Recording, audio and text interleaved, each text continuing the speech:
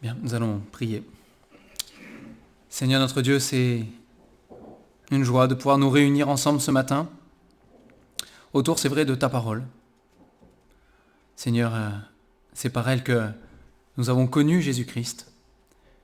C'est par elle que nous avons connu ce que nous étions réellement, Seigneur, aussi au fond de notre cœur. Et c'est par elle que nous avons reçu et cru ce merveilleux salut que tu donnes. Merci pour ta fidélité.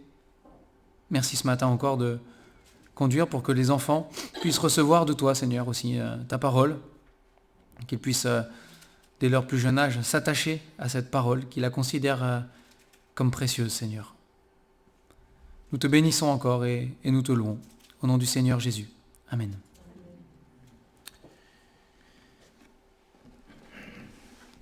Ce verset a été cité plusieurs fois ce matin, Jean 14, 6, et je propose qu'on ouvre nos Bibles en Jean 14. Les 6 premiers versets.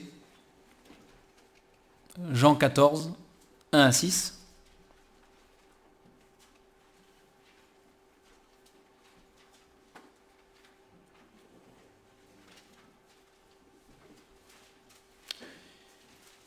Parce que cette parole merveilleuse que nous avons détaillée un peu ce matin, et qui est un couteau suisse avec plusieurs fonctionnalités, a une fonctionnalité première qui est de révéler Dieu et celui qui l'a envoyé, celui qui l'a sacrifié pour nous, Jésus-Christ. Ça restera sa fonction première qui est alliée avec toutes les autres fonctions, si on veut, mais c'est la fonction principale. Elle nous est donnée pour que nous puissions connaître Dieu et connaître celui qui l'a envoyé, Jésus-Christ. Et dans Jean 14, c'est le Seigneur Jésus, justement, pendant qu'il était sur la terre, qui parle à ses disciples. Et voici ce qu'il leur dit, à partir du verset 1. « Que votre cœur ne se trouble pas, croyez en Dieu et croyez en moi. Il y a plusieurs demeures dans la maison de mon Père. Si cela n'était pas, je vous l'aurais dit. Je vais vous préparer une place. Et lorsque je m'en serai allé, et que je vous aurai préparé une place, je reviendrai et je vous prendrai avec moi, afin que là où je suis, vous y soyez aussi. Vous savez où je vais, et vous en savez le chemin. » Thomas lui dit, « Seigneur, nous ne savons où tu vas, comment pouvons-nous en savoir le chemin ?» Jésus lui dit, « Je suis le chemin, la vérité et la vie. Nul ne vient au Père que par moi. » On va s'arrêter là et probablement on va s'arrêter là. Mais voilà, donc ici le Seigneur commence, en parlant à ses disciples, à leur dire de ne pas se troubler. Ils vont vivre des choses, le Seigneur Jésus le sait, il est Dieu, ils vont vivre des choses qui vont être troublantes, d'un point de vue humain, qui vont être même effrayantes et angoissantes. Ils vont même avoir des moments de panique, et le Seigneur le sait. Et à l'avance, il leur dit, écoutez, ne vous troublez pas. Ne vous troublez pas. Alors, dans le contexte premier ici, il dit qu'il va s'en aller. Donc il fait référence à la croix, à son sacrifice, à la mort. Et on sait que voilà, au pied de la croix, à part l'apôtre Jean, c'est vrai, pour les autres, ils étaient loin, plus loin, ils se tenaient au loin. Et lors de l'arrestation du Seigneur Jésus, dans le jardin de Gethsémani, tous ont fui. Tous l'ont abandonné. C'est ce qui était écrit et c'est ce qui s'est produit. Et ils étaient tous troublés après cela. Et une fois que Jésus a été mis à mort et enterré dans le tombeau, ils savaient pas, ils étaient perdus. On le voit, ils étaient complètement perdus. Le maître, celui qu'ils avaient suivi pendant 3 ans, ils l'avaient vu faire des miracles extraordinaires, ressusciter des morts. Ils l'avaient vu de leurs yeux, ça. Et tout d'un coup, ils se retrouvaient tout seuls. Ils allaient se retrouver tout seuls. Et le Seigneur Jésus, ici, à l'avance, même s'ils ont eu du mal à l'appliquer, on le voit, ça a été difficile pour eux. Mais le Seigneur Jésus, à l'avance, leur dit, ne vous troublez pas. ne vous troublez pas. Et la clé, il leur donne en même temps, il dit croyez en Dieu et croyez en moi. Ce qui vous permettra, dans ces moments-là, dans ces moments d'angoisse, de trouble, dans ces moments difficiles, ce qui vous permettra de tenir, c'est votre foi. C'est la confiance que vous placez en Dieu. C'est la confiance que vous placez en moi, dit Jésus. La foi. Il leur dit, faites-moi confiance. Je sais ce que je fais. Et je ne sais pas ce qu'ils ont pensé quand ils ont vu Jésus sur la croix. On n'a pas les pensées des apôtres, quand ils ont vu Jésus sur la croix. Mais de le voir crucifié là, en ayant placé en lui toute leur confiance justement, en ayant cru, eux, contrairement à tous les autres, qu'il était vraiment le Messie, celui qui allait régner un jour sur Israël, le vrai roi des rois, c'était lui. Avoir cru ça, et le voir sur la croix, est mort.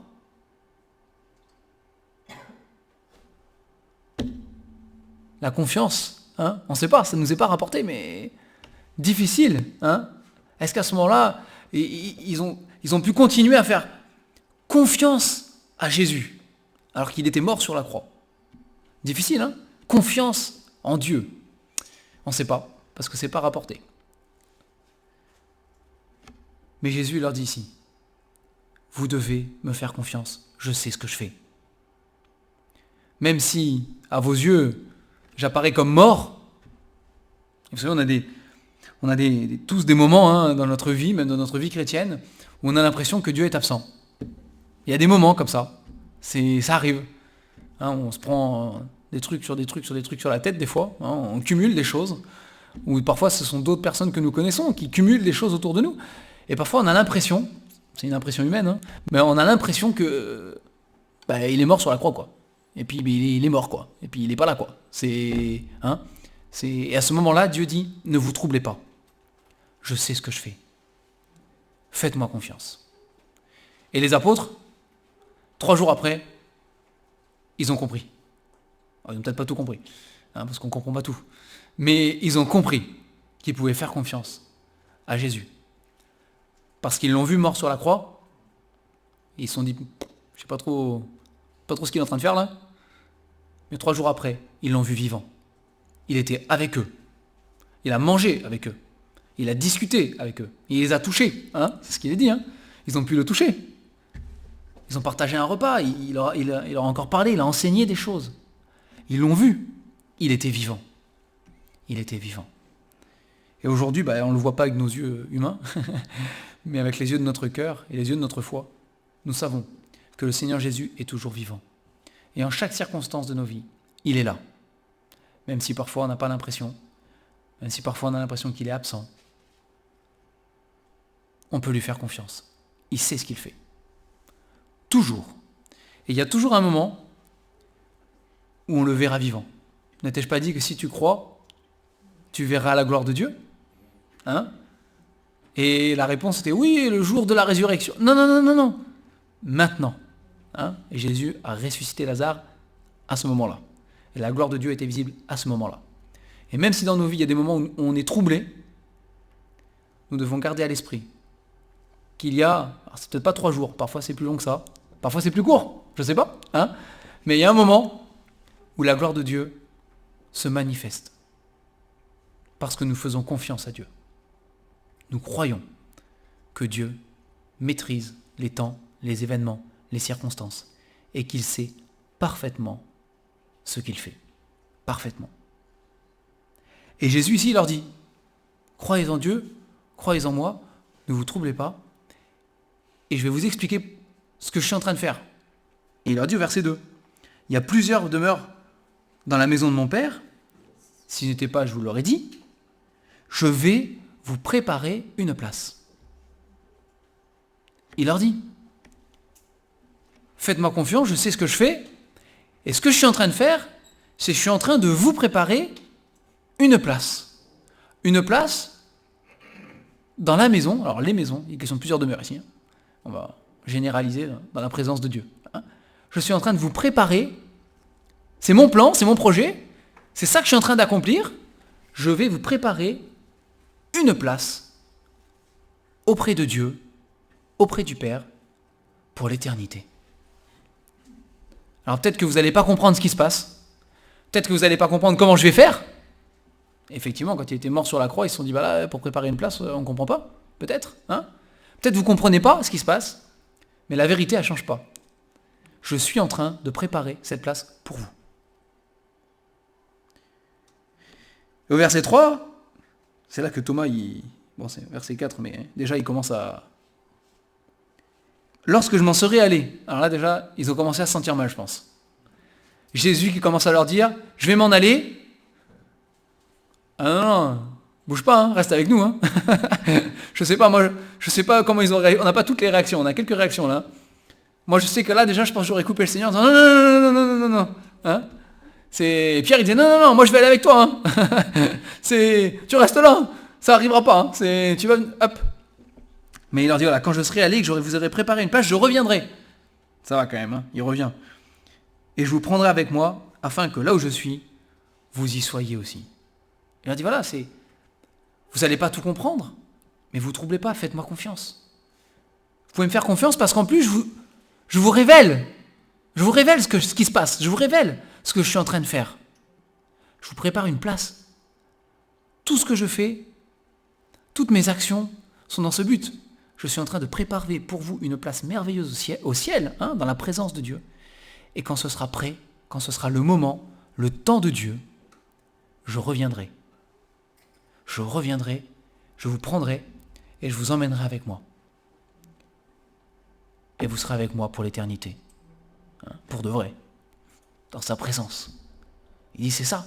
Il dit c'est le plan que j'ai prévu et c'est ce que je suis en train de faire. Et même encore aujourd'hui, c'est le plan qui est prévu jusqu'à l'heure H du jour J que Dieu seul connaît où il dira c'est le moment.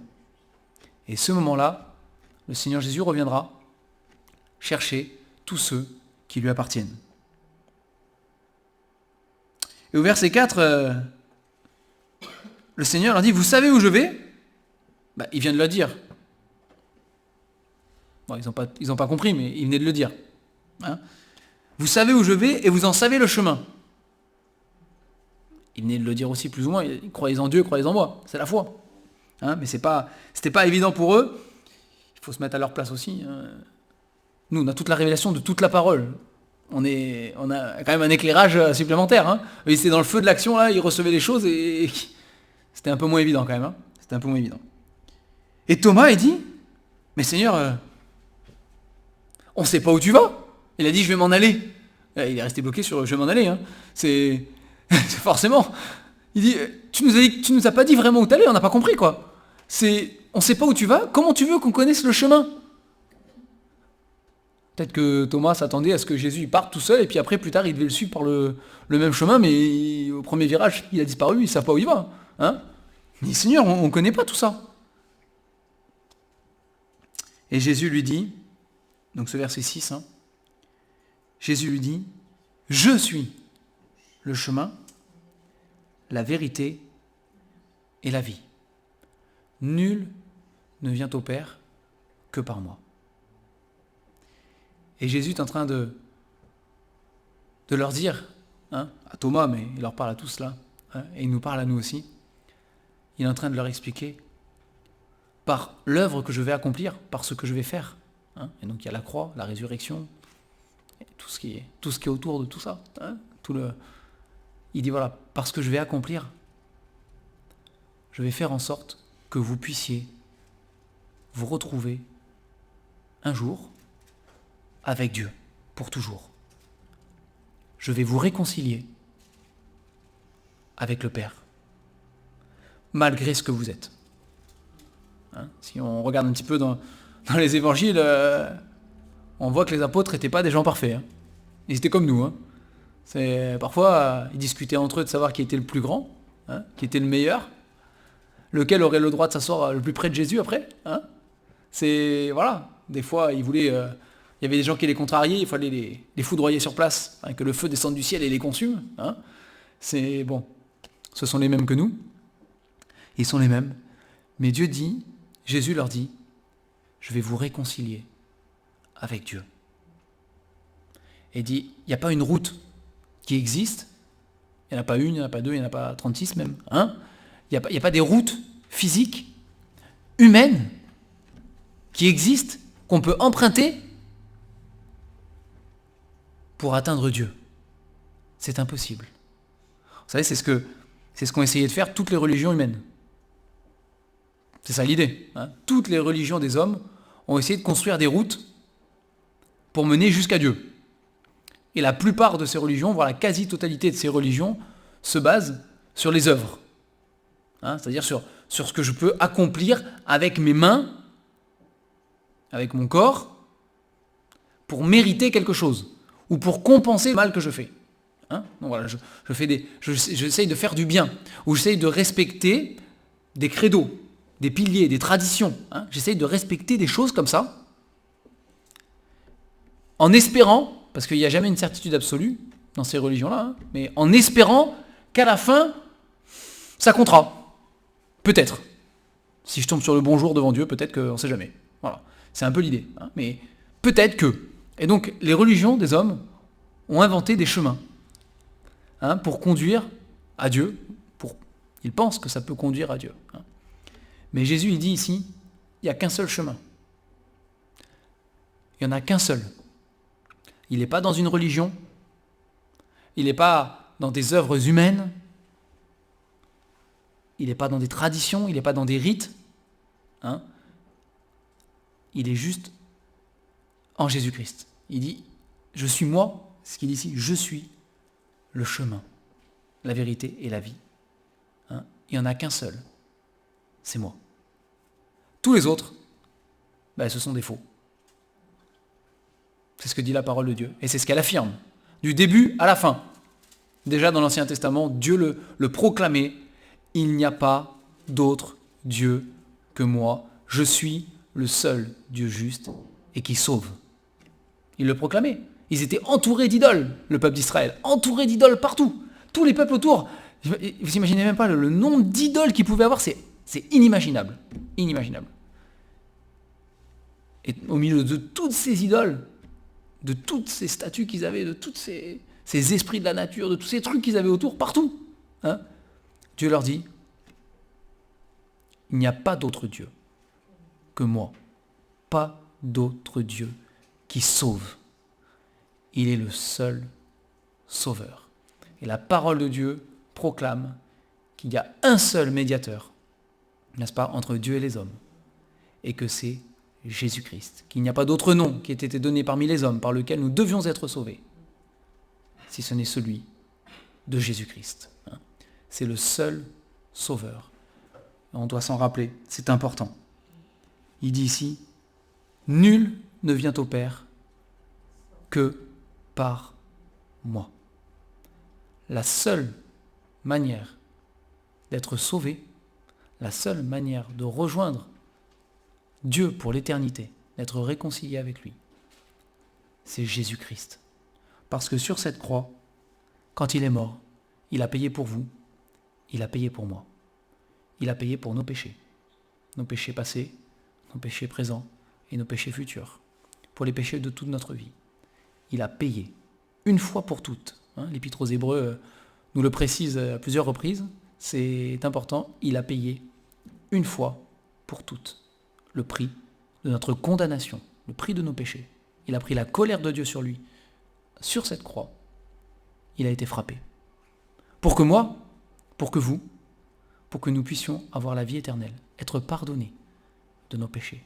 Non pas parce qu'on le mérite plus que les autres, mais comme il a dit au verset 1, parce que nous plaçons toute notre confiance en Jésus-Christ. Nous croyons de tout notre cœur que c'est réellement ce qu'il a fait sur cette croix. Que c'est pas juste des Romains qui l'ont crucifié, c'est pas juste des pharisiens qui l'ont trahi, c'est pas tout ça. S'il est mort sur la croix, c'est parce qu'il a payé pour nos péchés. Il a accepté volontairement de mourir sur cette croix. Parce qu'il nous aimait chacun d'entre nous aujourd'hui. Il nous aimait. Et il voulait payer pour nous. En disant, je paye pour toi. Je meurs à ta place sur cette croix.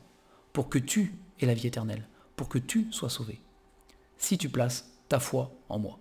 si tu me fais confiance pour pardonner tes péchés, pour les effacer, alors je fais de toi un enfant de Dieu. Et quand je reviendrai, à ce moment-là, je te prendrai avec moi. Et tu seras avec moi pour toujours, pour l'éternité. Mais il est le seul chemin.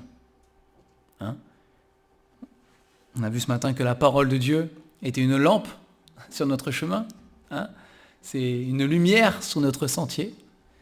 Et c'est vrai, la parole de Dieu nous guide sur ce chemin. Elle nous guide parce qu'elle nous présente Jésus-Christ. De la première page à la dernière page de la Bible, nous avons Jésus-Christ qui nous est présenté. Et dans ce sens-là, oui, c'est vrai, du coup, ça prend tout son sens. Elle est cette lumière qui éclaire notre chemin parce qu'elle nous montre Jésus-Christ. Et dans nos vies, à nous qui sommes déjà enfants de Dieu, il n'y a qu'un seul chemin. Ça demeure toujours la même chose. Il n'y a qu'un seul chemin. Pour nos vies d'enfants de Dieu, pour nos vies de chrétiens, il n'y a qu'un seul chemin. C'est la parole de Dieu. C'est Jésus-Christ. C'est lui qui est le seul chemin. Il n'y a qu'une seule vérité. Une seule. C'est Jésus-Christ.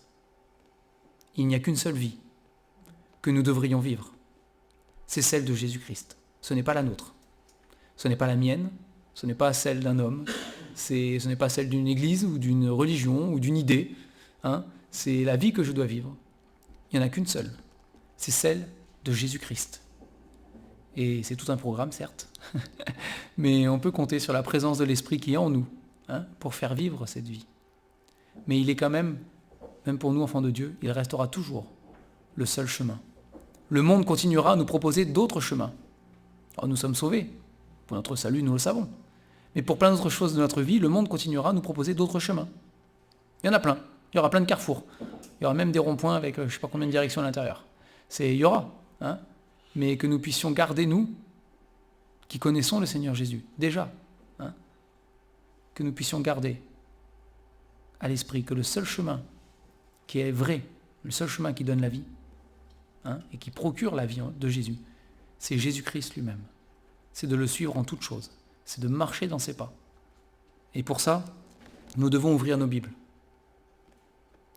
Nous devons ouvrir nos Bibles pour connaître la volonté de Dieu, pour connaître le chemin sur lequel nous devons justement marcher, chacun d'entre nous. Je n'irai pas plus loin ce matin, mais je voudrais vraiment vous inviter, si ce n'est pas déjà le cas pour vous, à penser au fait que Jésus-Christ est votre sauveur, qu'il est celui qui pardonne vos péchés, qu'aucune religion du monde ne pourra vous proposer. Tout le reste est faux. C'est ce que proclame la parole de Dieu. C'est ce que proclame la Bible. Tout le reste est faux. Tout le reste est mensonge. Tout le reste est tromperie. C'est l'ennemi de Dieu trompe les hommes. C'est ce que proclame la parole de Dieu. Ce n'est pas une église qui a la vérité, c'est juste la Bible qui a la vérité, c'est tout. Ce n'est pas un homme qui a la vérité, c'est juste la Bible. Mais la Bible proclame que Jésus-Christ est le seul sauveur. Et que si vous voulez être sauvés pour l'éternité, c'est le seul qui peut sauver vos âmes. Il n'y aura personne d'autre qui y arrivera, et surtout pas vous-même. Ça, la Bible est très claire là-dessus. Surtout pas vous-même. Vous pourrez faire tout ce que vous voulez.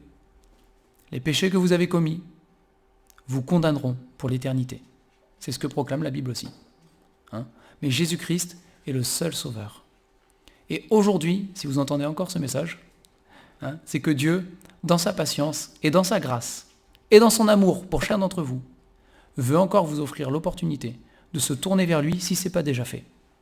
Et de dire, Seigneur, Jésus, je reconnais que tu es le seul chemin, que tu es le seul qui peut me sauver. Je reconnais que tu es mort sur la croix pour mes péchés, et je te demande pardon. Je crois de tout mon cœur que tu es la vérité, que ce message est la vérité. Et c'est encore pour vous aujourd'hui le jour du salut, dit la parole de Dieu. Et vraiment, voilà, si vous savez, chacun pour soi-même, c'est personnel devant Dieu ça. Mais voilà, si vous savez où vous en êtes avec le Seigneur, vous savez que voilà, vous n'avez pas fait ce pas encore de la foi pour être sauvé, c'est peut-être le jour de le faire. En tout cas pour le Seigneur, c'est le jour de le faire. C'est sûr et certain. Ça c'est sûr. Et si nous sommes enfants de Dieu, ne soyons pas troublés. Ne soyons pas troublés par tout ce qui peut arriver dans nos vies, de chaque jour, chaque mois, chaque année. Ne soyons pas troublés. Il y a de quoi être troublé à vue humaine. C'est la vie sur cette terre et n'est pas facile. Parmi des pécheurs, dont nous sommes les premiers, c'est difficile. C'est vrai, c'est difficile. Mais nous pouvons compter sur le Seigneur Jésus. Il a dit, faites-moi confiance. Alors que nous puissions lui faire confiance et suivre, faire des choix dans nos vies qui sont juste d'après la parole. Et c'est là que nous serons gardés. C'est là que nous serons encouragés par le Seigneur Jésus. Parce que, peu importe le reste derrière, nous aurons été fidèles. Nous aurons suivi ce chemin étroit et périlleux parfois peut-être, mais c'est celui qui nous donne aussi la victoire en Jésus. Et si nous sommes troublés pour un temps, n'oublions pas que celui qui croit verra la gloire de Dieu. Et nous le croyons. On va prier pour terminer. Seigneur, merci pour ta parole, encore une fois. Quelle grâce et quel privilège de pouvoir la partager, Seigneur, ensemble ce matin. Seigneur, tu connais notre cœur à chacun d'entre nous. Tu connais aussi notre foi, bien trop petite sans doute. Tu connais aussi ce qui nous trouble. Seigneur, apprends-nous, parce que nous avons besoin de toi. Apprends-nous à compter sur toi. Apprends-nous à te faire confiance en toutes choses. Quand nous sommes dépassés, quand nous sommes troublés, rappelons-nous que tu sais ce que tu fais, que tu as un plan merveilleux pour nous.